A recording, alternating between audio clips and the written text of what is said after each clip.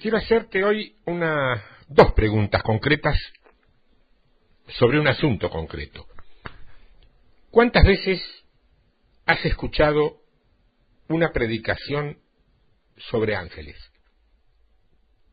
Yo te confieso que muy pocas. Y te diría que tan pocas que en realidad no recuerdo si alguna vez oí alguna. Sin embargo, no puedo acusar ni censurar a nadie de no haberlo escuchado por una simple razón: yo tampoco lo hice. Y si nunca lo hice, no fue porque no quisiera, sino porque jamás tomé una decisión de estudiar algo al respecto. Pero hubo gente, y no poca, que sí lo hizo. Y de allí, de esa gente, tomaré hoy información, sabiduría y eminencia para compartir este informe contigo. Y mientras lo hago, aprenderemos los dos, vos y yo. Vos quien quiera que seas y donde quiera que estés, y yo aquí.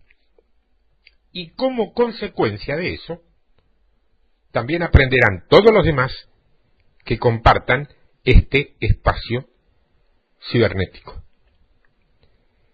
No es necesario que en este trabajo yo haga una consulta a diccionarios seculares o bíblicos para definir lo que es un ángel, porque creo que todos, más o menos, lo sabemos.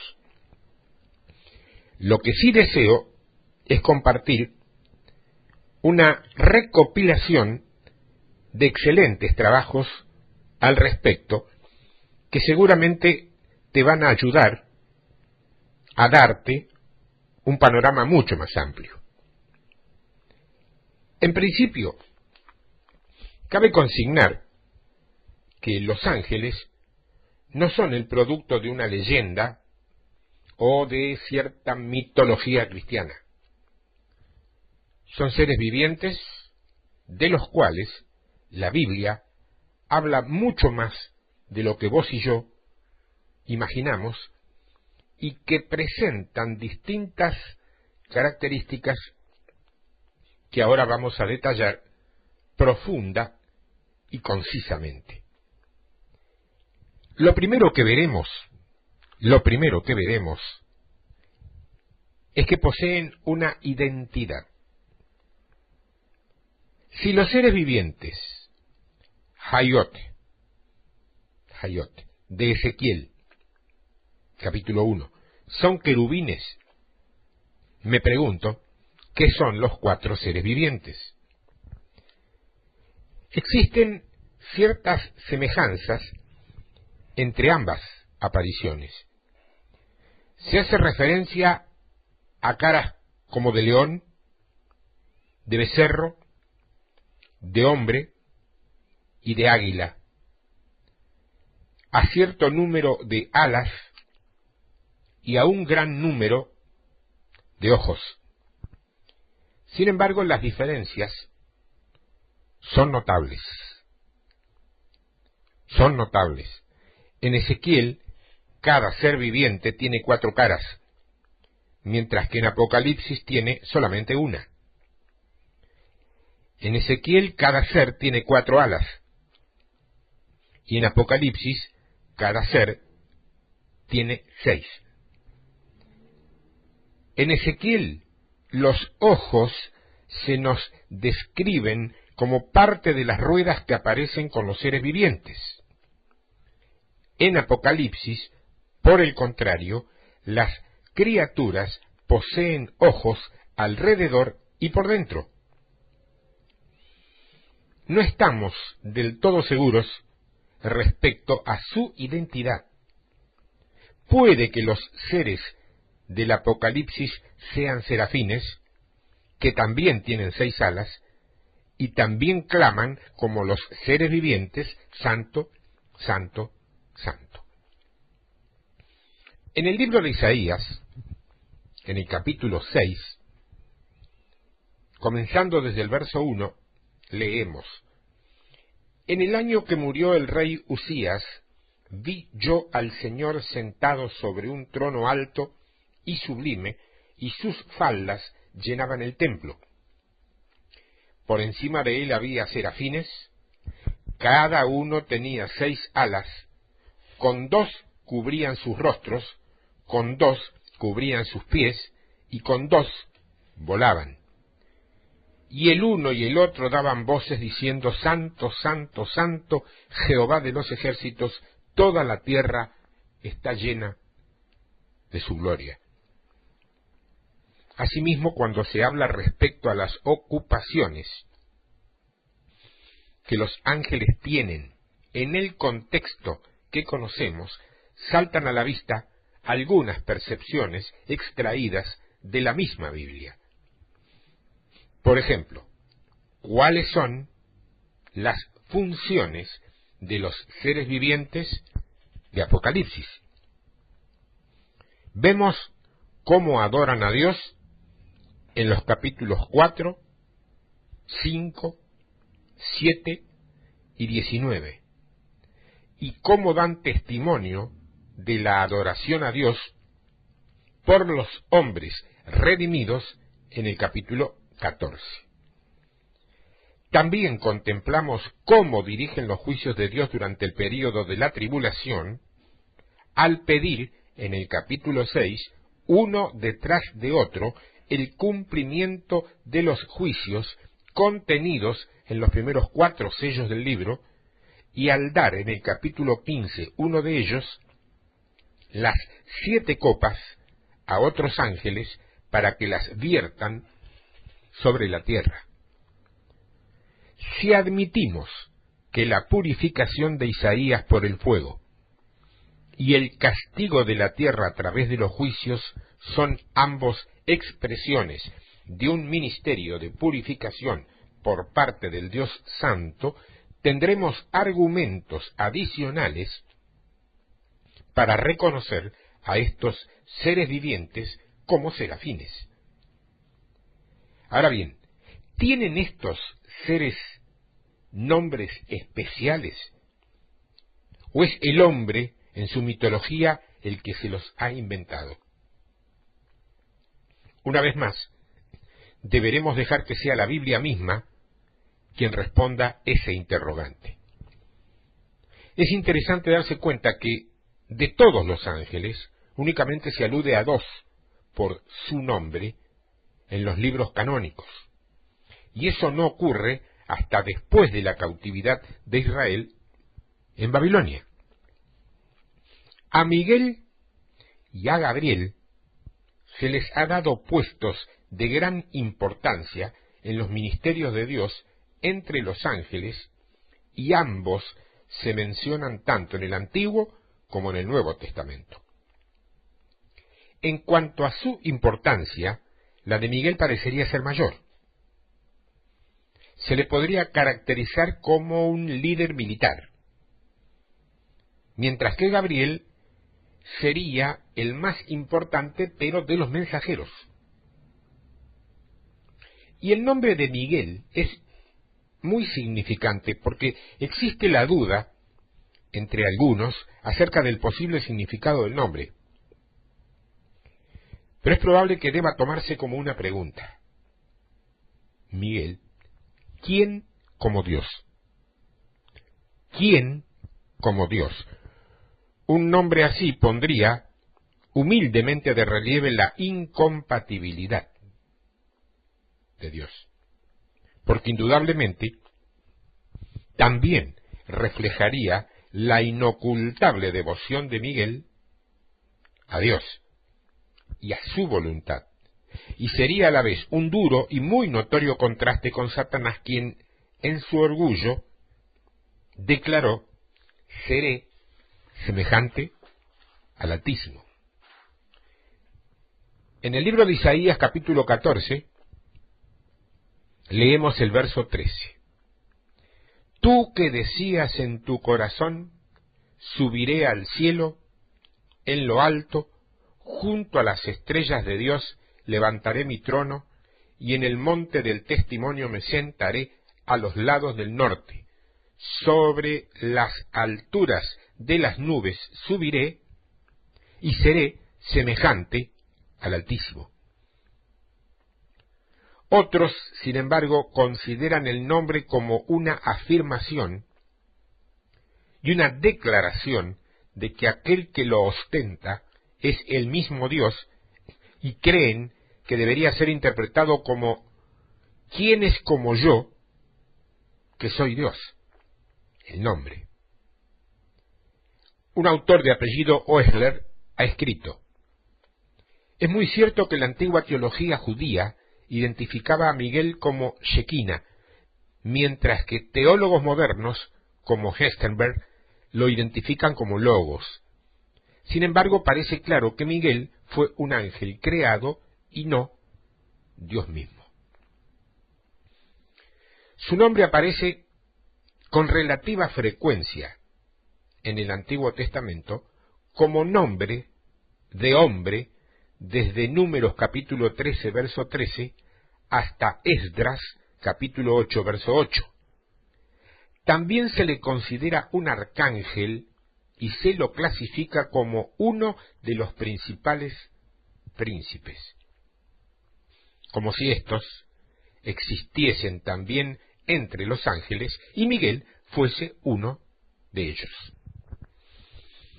En el libro de Daniel, en el capítulo 10 del libro de Daniel, el verso 13 dice: mas el príncipe del reino de Persia se me opuso durante 21 días, pero he aquí Miguel, uno de los principales príncipes, vino para ayudarme y quedé allí con los reyes de Persia. Más adelante después se encarga de las batallas del pueblo de Israel, de la misma manera que Dios o Satanás asignan tareas similares a otros. En el verso 20 de Daniel capítulo 10 dice: él me dijo, ¿sabes por qué he venido a ti? Pues ahora tengo que volver para pelear contra el príncipe de Persia, y al terminar con él, el príncipe de Grecia vendrá. Pero yo te declararé lo que está escrito en el libro de la verdad, y ninguno me ayuda contra ellos, sino Miguel, vuestro príncipe. Por el contrario, al Logos, una denominación de Cristo previa a su encarnación, se le llama monógenes, o sea, único, unigénito, y es el creador de todos los ángeles y el Señor de todas las naciones. En la carta a los Colosenses, capítulo 1, verso 16, hay otro texto al respecto. Ahí dice, Colosenses 1:16, porque en él fueron creadas todas las cosas, las que hay en los cielos y las que hay en la tierra, visibles e invisibles, sean tronos, sean dominios, sean principados, sean potestades, todo fue creado por medio de él y para él. En el libro de Apocalipsis, capítulo 19, verso 13, estaba vestido de una ropa teñida en sangre, y su nombre es el Verbo de Dios. Y los ejércitos celestiales, vestidos de lino finísimo, blanco y limpio, le seguían en caballos blancos. De su boca sale una espada aguda para herir con ella a las naciones, y él las regirá con vara de hierro, y él pisa el lagar del vino del furor y de la ira del Dios Todopoderoso. Y en su vestidura y en su muslo tiene escrito este nombre: Rey de Reyes y Señor de Señores. Y posteriormente se identifica a Miguel como el arcángel. En Judas 9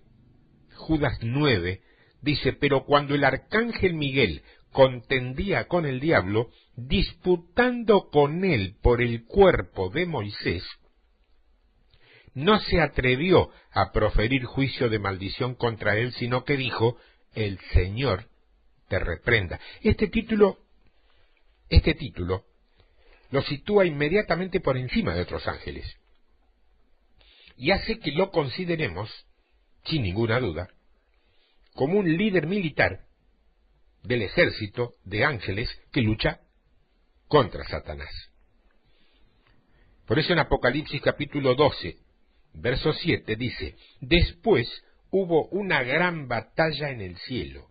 Miguel y sus ángeles luchaban contra el dragón, y luchaban el dragón y sus ángeles. El artículo definido junto a arcángel no limita necesariamente el conjunto de los arcángeles a Miguel. Puede que el artículo identifique a Miguel como un arcángel bien conocido en vez de restringir la clase de su persona. También es posible que haya otros de la misma categoría o rango, ya que a Miguel, como hemos visto, se lo describe como a uno de los principales príncipes. Posiblemente entonces Miguel sea el arcángel entre los líderes angélicos mandatarios de Dios. Es muy posible que sea parte del conjunto de querubines, como Satanás, contra quien contiende y lucha. En caso de que esto fuera verdad, Miguel sería el único que parte de la presencia de Jehová para llevar a cabo misiones. Concluimos, pues, diciendo que Miguel es un ser angélico creado con rango de arcángel y que posiblemente pertenece a la clase de los querubines. Sin embargo, solo a él, se lo denomina específicamente arcángel. Entonces la pregunta consecuente es: ¿cuáles son sus responsabilidades? ¿Cuáles son sus responsabilidades? En la Biblia contemplamos a Miguel, a un Miguel investido de la autoridad de Dios, que lucha junto al pueblo de Israel y que presenta batalla a los enemigos de Dios. En la misteriosa espera angélica se está llevando a cabo, incluso ahora mismo, una batalla entre los ángeles de Dios y los caídos de Satanás. En la segunda carta a los Corintios, en el capítulo 11 y en el verso 13, Pablo dice: porque estos son falsos apóstoles y obreros fraudulentos que se disfrazan como apóstoles de Cristo. Y no es maravilla, porque el mismo Satanás se disfraza como ángel de luz. Así que no es extraño si también sus ministros se disfrazan como ministros de justicia, cuyo fin será conforme a sus obras.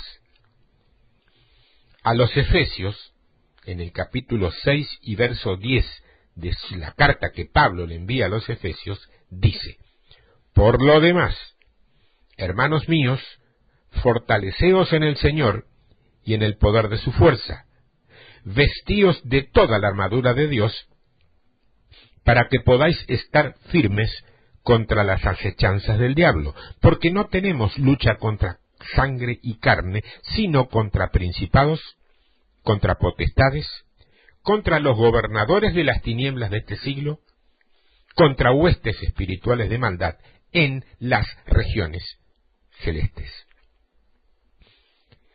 Pues sabes que también sucedía así en los días de Daniel. Un ángel, al parecer, de un rango y poder inferiores a los de Miguel, habla del príncipe del reino de Persia, quien se le oponía. Y en estas circunstancias, Miguel fue a ayudar al ángel. O sea, Miguel fue enviado a ayudar al ángel. fue enviado por Dios para que fuese al pueblo de Daniel, a la nación de Israel, y es por eso que se le llama Miguel, vuestro príncipe. En el capítulo 10 del libro de Daniel, en el verso 21 dice, pero yo te declararé lo que está escrito en el libro de la verdad, y ninguno me ayuda contra ellos, sino Miguel, vuestro príncipe. Puede que otras naciones tengan príncipes, de Dios o malignos. Sin embargo, Miguel es el defensor de Israel. Leemos de él en las Escrituras, que es el gran príncipe que está de parte de los hijos de tu pueblo, durante la gran tribulación.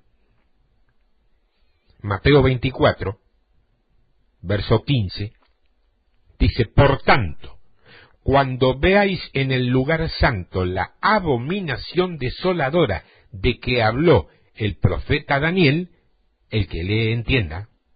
Y en el verso 21, Mateo 24, dice, porque habrá entonces gran tribulación, cual no ha habido desde el principio del mundo hasta ahora, ni la habrá. Y si aquellos días no fuesen acortados, nadie sería salvo. Mas, por causa de los escogidos, aquellos días serán acortados. Como guardián especialmente nombrado de Israel, Miguel defenderá al pueblo de Dios durante el tiempo de angustia para Jacob, cuando Israel será perseguido por los reinos del mundo y por el ejército de Satanás en el período sin precedentes de pruebas y de ira que sobrevendrá a toda la tierra justo antes de la segunda venida de Cristo. Como guardián especialmente nombrado de Israel, Miguel defenderá al pueblo de Dios. Apocalipsis capítulo 12. Voy a leer varios versos aquí. Voy a comenzar del verso 3. Apocalipsis 12, verso 3 en adelante. Varios, También apareció otra señal en el cielo. He aquí un gran dragón escarlata que tenía 7 cabezas y 10 cuernos, y en sus cabezas 7 diademas, y su cola arrastraba la tercera parte de las estrellas del cielo, y las arrojó sobre la tierra. Y el dragón se paró frente a la mujer que estaba para dar a luz, a fin de devorar a su hijo tan pronto como naciese.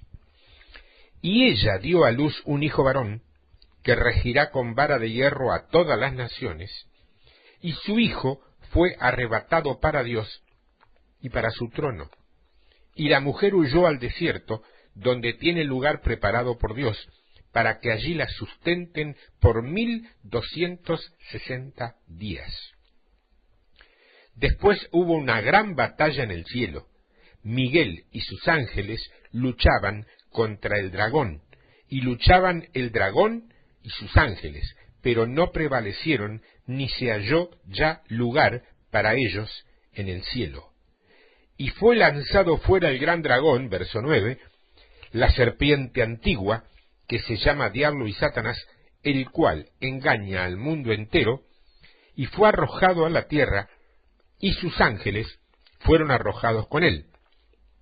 Entonces oí una gran voz del cielo que decía, ahora ha venido la salvación, el poder y el reino de nuestro Dios, y la autoridad de su Cristo, porque ha sido lanzado fuera el acusador de nuestros hermanos, el que los acusaba delante de nuestro Dios día y noche. Y ellos le han vencido por medio de la sangre del Cordero y de la palabra del testimonio de ellos, y menospreciaron sus vidas hasta la muerte. Por lo cual, alegraos, cielos, y los que moráis en ellos. ¡Ay de los moradores de la tierra y del mar! Porque el diablo ha descendido a vosotros con gran ira, sabiendo que tienen poco tiempo. Y cuando vio el dragón que había sido arrojado a la tierra, persiguió a la mujer que había dado a luz el hijo varón, y se le dieron a la mujer las 2 alas de la gran águila para que volase de delante de la serpiente del desierto a su lugar, donde es sustentada por un tiempo y tiempos y la mitad de un tiempo.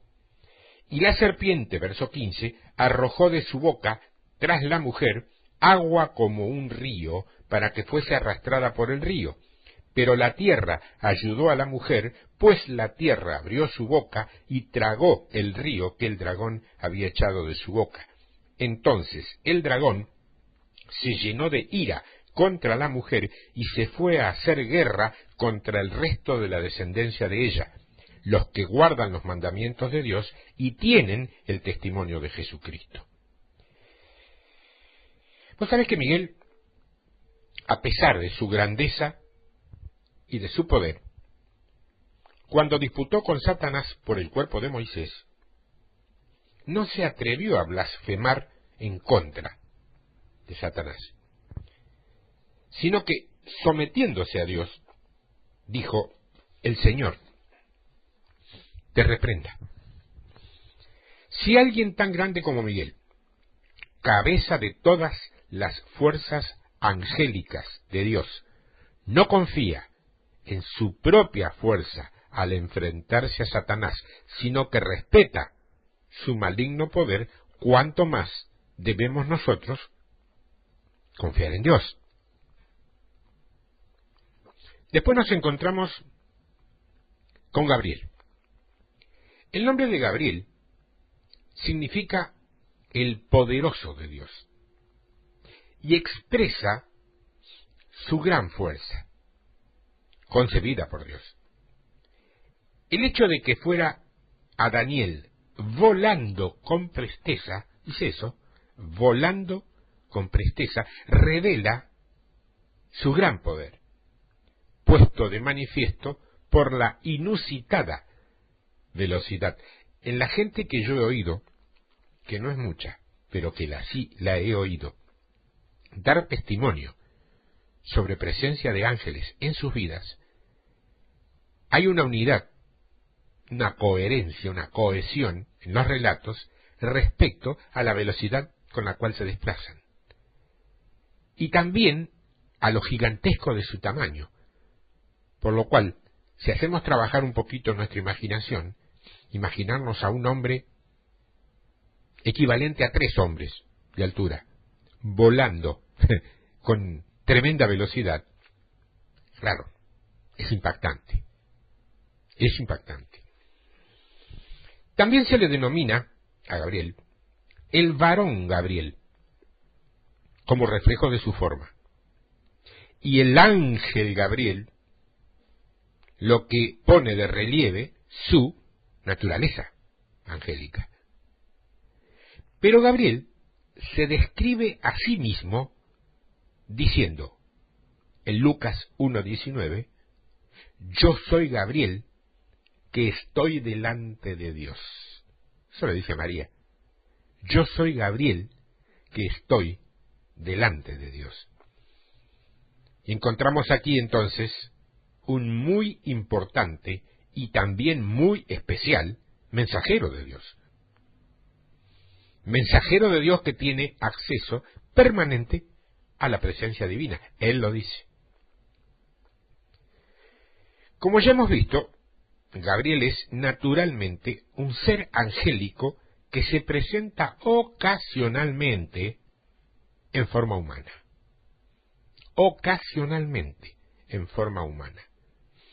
Daniel ha descrito que aquel que tenía semejanza de hombre me tocó otra vez.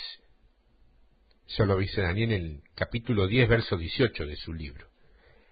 El ser que visitó a Daniel hablaba con voz de hombre, eso dice él mismo, y tenía una capacidad de tocar, de palpar, de contacto, parecida a la de los hombres. Y también era capaz de permanecer en un lugar concreto, como cuando se presentó a Zacarías, y su aparición causó en éste sobrecogimiento y gran temor. Y dice Lucas capítulo 1, versos 11 y 12, y se le apareció un ángel del Señor puesto en pie a la derecha del altar del incienso, y se turbó Zacarías al verle y le sobrecogió.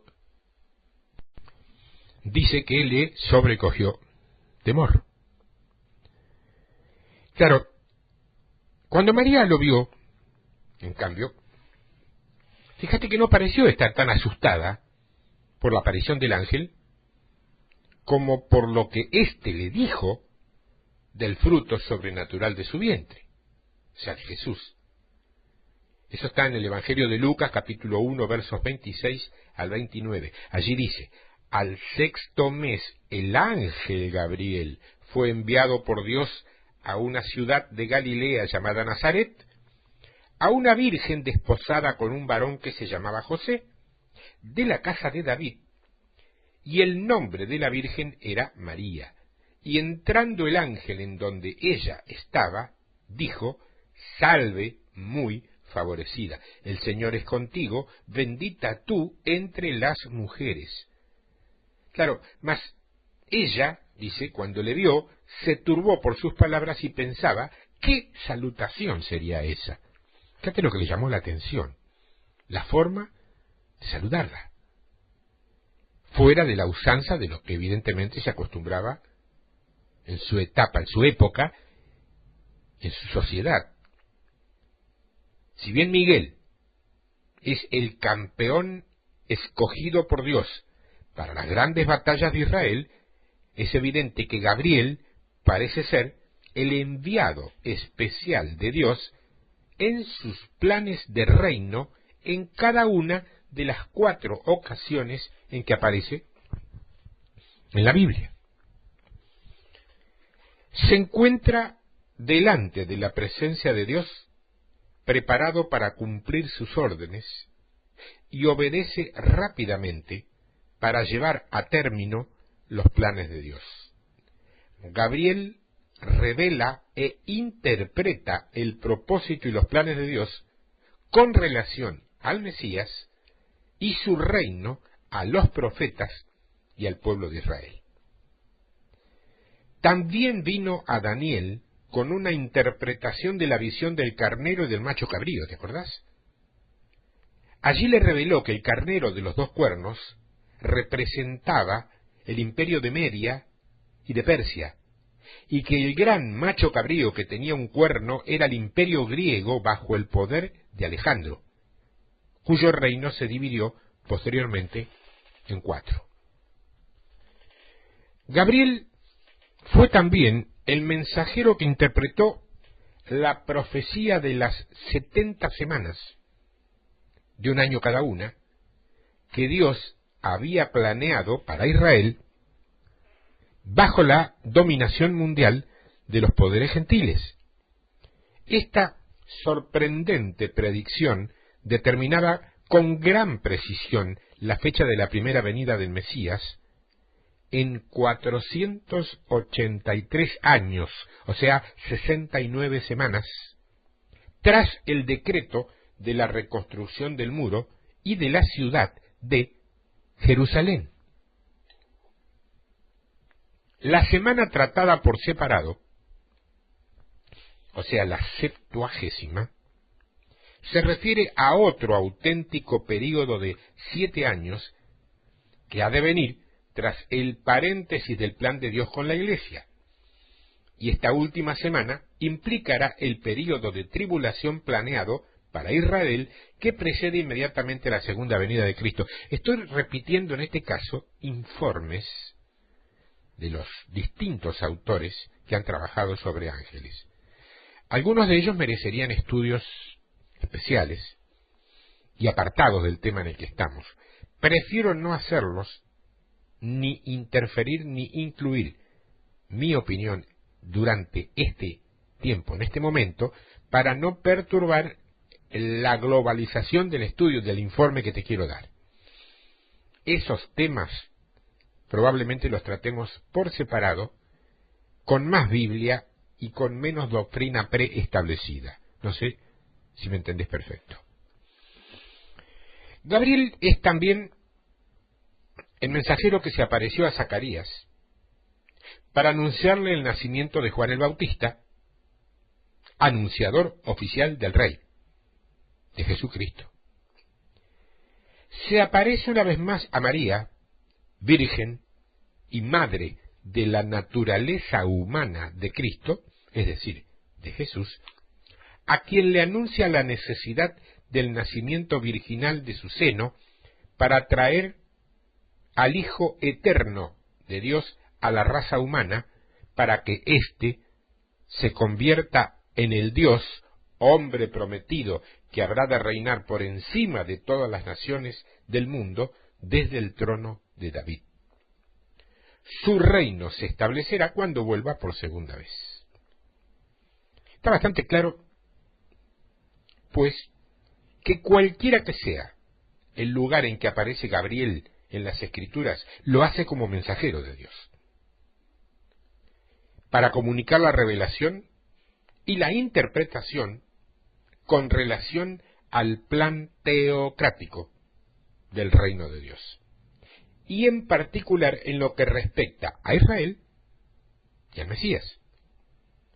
Gabriel nos sirve de ejemplo a nosotros, que estamos delante de Dios por la gracia de Cristo, como aquel presto a transmitir los mensajes de Dios a su pueblo. Y además de estos dos mencionados, que son indudablemente los dos más conocidos de la historia bíblica conjunta, existen indudablemente algunos ángeles más, cuyo nombre no nos es conocido, pero que han sido descriptos a partir de ciertas características relacionadas con su servicio. Fíjate que en el libro de Apocalipsis, capítulo 1, verso 20, Cristo expone que las 7 estrellas son los ángeles de las 7 iglesias, a las que Juan debía escribir. Y la palabra ángel significa mensajero, y se puede usar en las Escrituras tanto como mensajeros humanos o mensajeros sobrenaturales.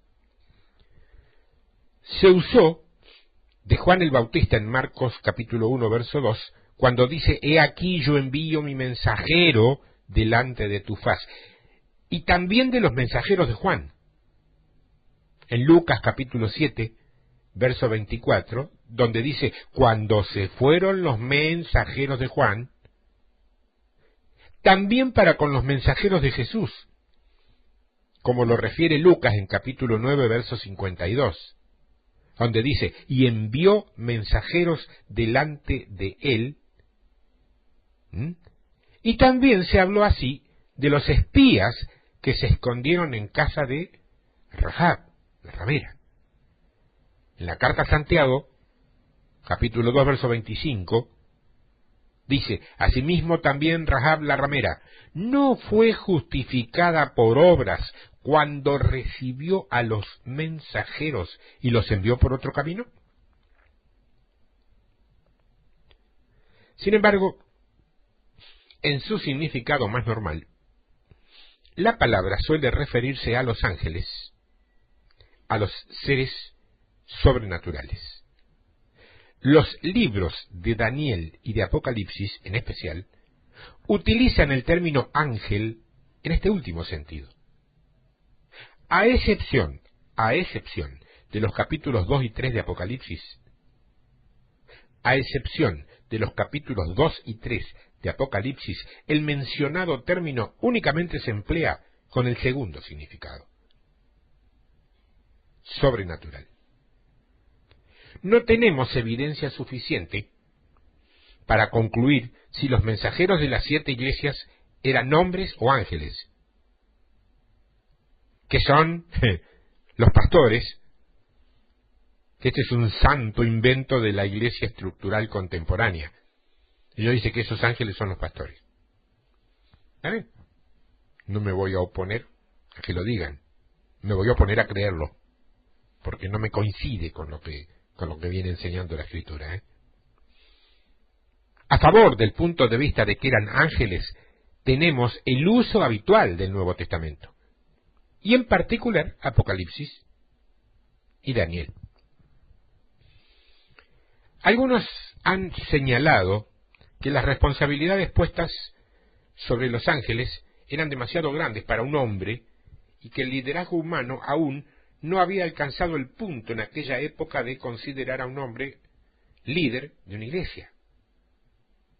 Por otro lado, a favor de los mensajeros, o líderes humanos, podría decirse que a Juan se le encomendó escribir a los mensajeros unas cartas que trataban de los problemas concretos por los que los hombres estaban pasando. La idea de escribir a un ángel no parece la vía más directa para enfrentarse a un problema. Además, un ángel o el mensajero al que se dirigía cada una de las 7 cartas parecía estar involucrado en la vida y las dificultades de la iglesia, como si se encontrase en problemas humanos reales. Si tuviésemos que decantarnos hacia una u otra postura, la consideración de que estos ángeles eran mensajeros humanos que dirigían y velaban por las iglesias nos parecería mucho más adecuada al contexto. Obviamente, de esta conclusión nació aquella rotulación. Asimismo, el libro de Apocalipsis hace referencia a algunos grupos de ángeles que vale la pena tener en cuenta. Y te los voy a describir. En este apartado vamos a considerar algunos de esos grupos. Número 1. 4 ángeles sobre los 4 ángulos de la tierra que detenían los 4 vientos de la tierra, así dice. No deberíamos interpretar este versículo de Apocalipsis capítulo 1, verso 7, como si la tierra fuese cuadrada. La idea que da es que el control angélico, o angelical, que Dios usa, pero que no necesita, es, en este caso, completo y llega a tener poder por encima de los elementos. Número 2. Los 7 ángeles que estaban en pie ante Dios. A estos ángeles se les dio 7 trompetas, ¿te acordás? Para traer juicios sobre la tierra. Eso está en Apocalipsis capítulo 8, verso 2. Se trata de mensajeros del juicio de Dios durante el período de la tribulación, inmediatamente anterior a la segunda venida de Cristo. Dicen así los comentaristas, los más estudiosos. Grandes plagas se ciernen sobre la tierra cada vez que uno de los ángeles hace sonar su trompeta. Número 3. Los 7 ángeles que tienen las 7 plagas postreras. Vos sabés que estas plagas completan el derramamiento de la ira de Dios en la gran tribulación. Se entregaron a los ángeles, dice, 7 copas de oro llenas de la ira de Dios. Eso dice Apocalipsis capítulo 15, verso 7. Los ángeles, como los anteriores, derramaron las copas de la ira de Dios de forma sucesiva y ocasionaron gran destrucción sobre la tierra. Estos seres angélicos provenían del templo, o sea, el lugar simbólico donde Dios tenía su morada. No contamos con suficientes pruebas, tampoco los hombres que fabricaron este informe, para poder concluir si se trata de los mismos ángeles mencionados en las series de juicios previos o de otros diferentes. Número 4. Los 24 ancianos del Apocalipsis 4 y 5. Vos sabés que existen 2 interpretaciones de este pasaje. Hay quien dice que los ancianos representan la verdadera iglesia de Cristo al aparecer en el cielo durante el período de la tribulación. Para apoyar esta visión, citan el uso de ancianos en el Nuevo Testamento que se refiere a ellos como funcionarios y representantes de la Iglesia. Y también utilizan la alusión a coronas y a dirigentes o tronos como referencia a las recompensas y privilegios de los creyentes.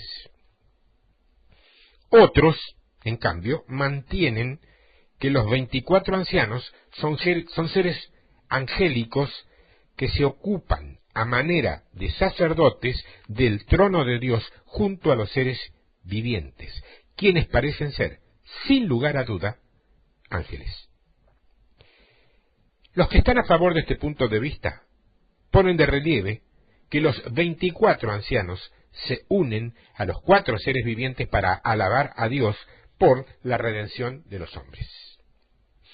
Y lo hacen de una manera que parece excluirlos a ellos.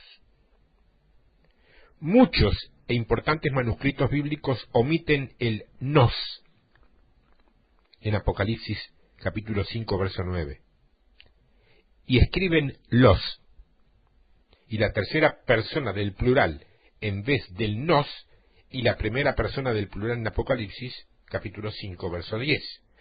Esto daría como posibilidad el que los 24 ancianos fuesen ángeles, que a veces aparecen con vestiduras blancas y que pueden actuar como representantes de Dios, nombrados directamente por Él para el pueblo redimido de la tierra.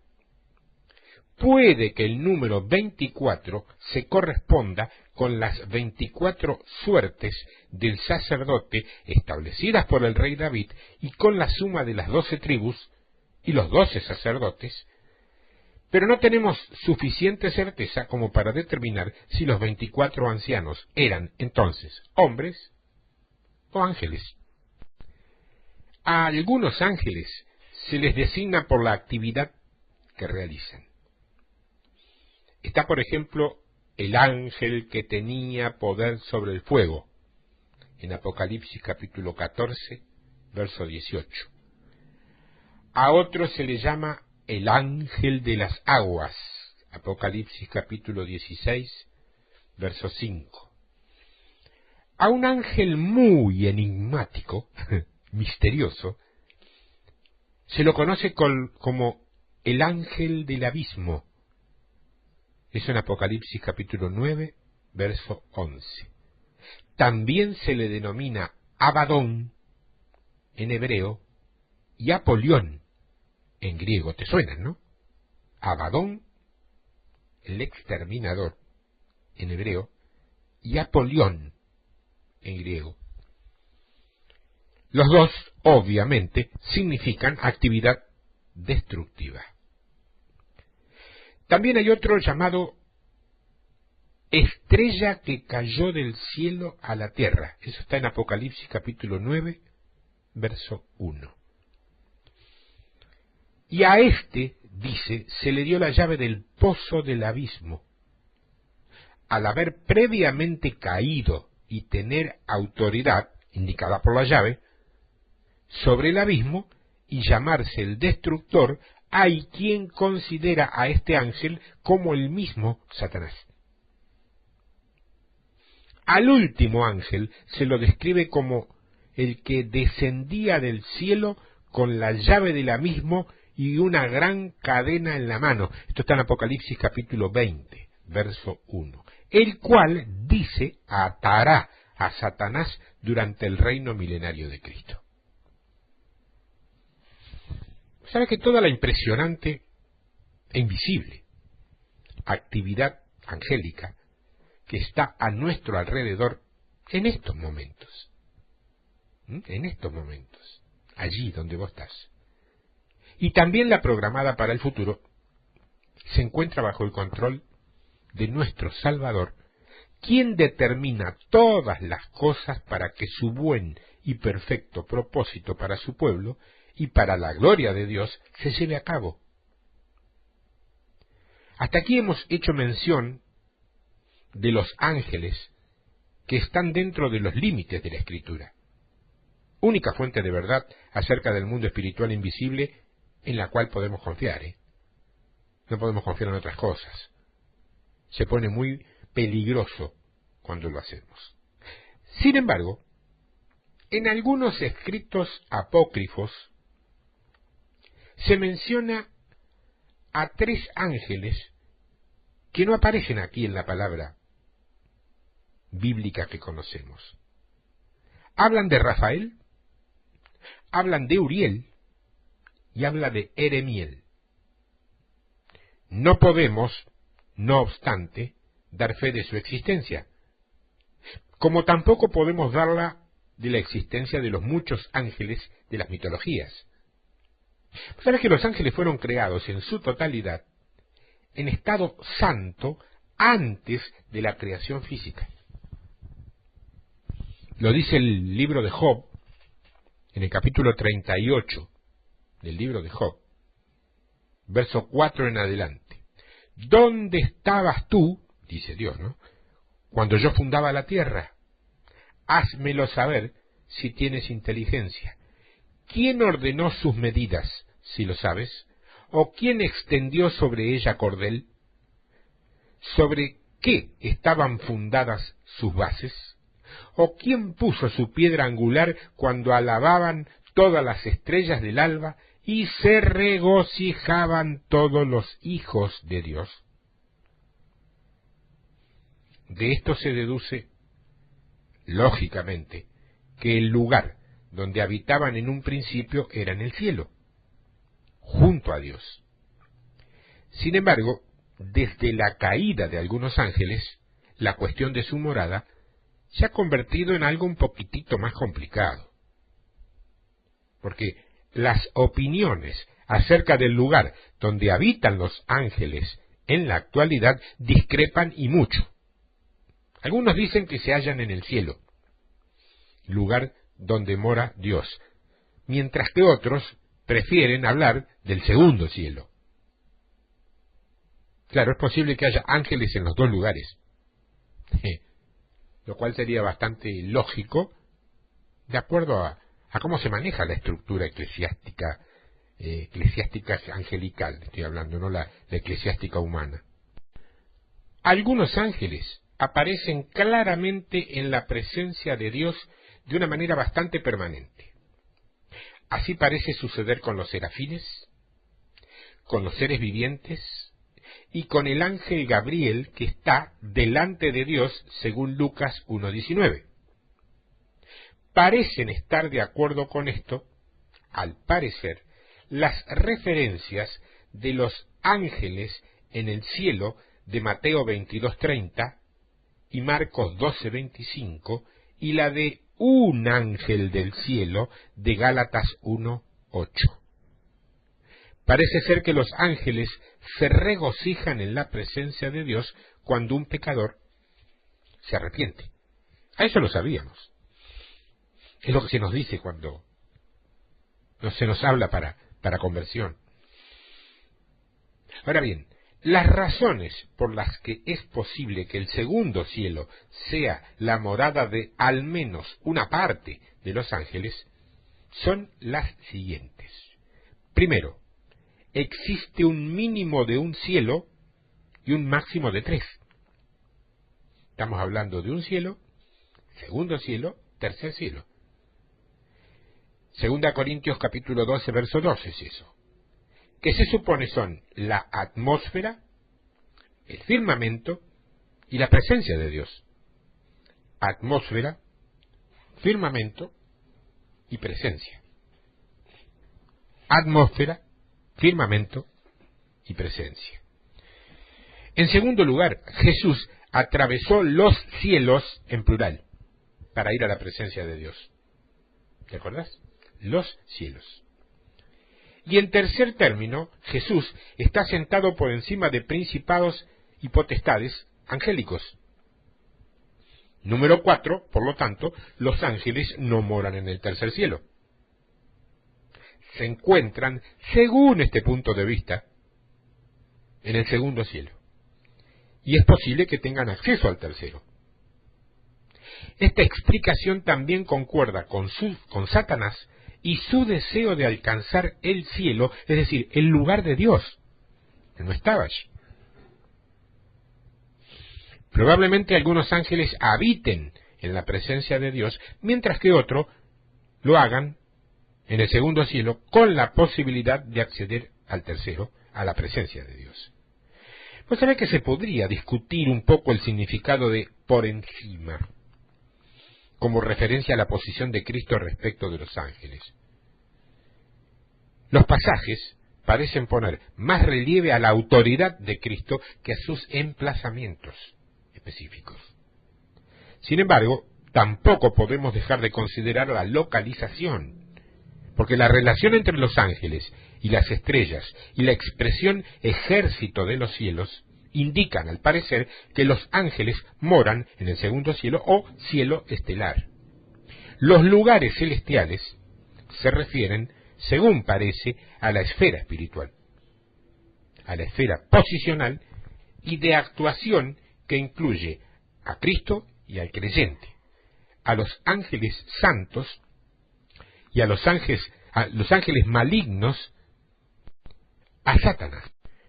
No sabemos con seguridad si se trata de la morada donde habitan los ángeles o si es simplemente el lugar donde se actúa a favor y en contra de Dios y los suyos. En caso de ser un lugar en el sentido espacial, y como que incluya creyentes que están en la tierra, debe referirse a algún área dentro del primer cielo atmosférico. Se estima eso. Se especula con eso. Sin embargo, es posible que se refiera más a una esfera espiritual que, lógicamente, debe comprender también algo de la atmósfera terrestre. Lo que sí es cierto es que tanto los ángeles escogidos como los malignos han invadido nuestro mundo espacial y nuestros sentidos, lugar donde afectan y son afectados, las dos cosas, por los hombres. En suma, y para ir completando este informe, desde la caída, los ángeles han sido expulsados del cielo, por lo que ahora se encuentran en diferentes lugares, en los lugares celestiales. Y tal como hemos dicho anteriormente, los creyentes luchan contra los seres espirituales malignos en los lugares celestiales. En los lugares celestiales. Lo más seguro es que se trate de demonios, secuaces de Satanás, que intentan poner en dificultades el propósito y el pueblo de Dios en la tierra. También pueden vivir y desplazarse en el firmamento, en el abismo. Apocalipsis capítulo 9, del verso 1 al 11, describe cómo una estrella cae sobre la tierra proveniente del cielo, la cual, la estrella, tenía la llave del pozo del abismo. Y dice que cuando abrió el abismo, de éste salieron unas criaturas monstruosas con un rey, ángel, sobre ellas. Las criaturas parecen ser demonios, o seres angélicos malvados que llevaban encerrados cierto tiempo, pero es posible que se trate del abismo al cual rogaron no ser enviados algunos demonios durante el ministerio de Jesús en la tierra. El abismo es una prisión temporal para algunos ángeles perversos y para Satanás durante el reino de los 1000 años. El milenio, llamado milenio. En la tierra, atados. 4 ángeles, al menos, están atados o serán atados junto al río Éufrates. Ellos serán quienes estarán a la cabeza del gran ejército angélico que participará en la destrucción de una tercera parte de los seres humanos. Así lo dice. Es posible que esas hordas angélicas estén también atadas junto a los 4 grandes ángeles.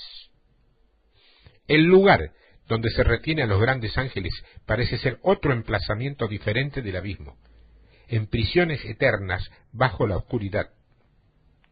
Judas, verso 6, describe a algunos ángeles como los que no guardaron su dignidad, sino que abandonaron su propia morada. A estos, Dios los ha guardado bajo oscuridad en prisiones eternas para el juicio del gran día. Solo serán librados de sus ataduras para ser echados al lago de fuego. Estas palabras coinciden con las de la segunda carta de Pedro, capítulo 2, verso 4, donde se dice que los ángeles que pecaron de esa manera han sido arrojados al Tártarus, o sea, infierno, extraño lugar donde se les retendrá, el Tártarus. Los contextos más amplios de Judas, verso 6, y segunda de Pedro 2, indican que se trata de los mismos ángeles y del mismo lugar.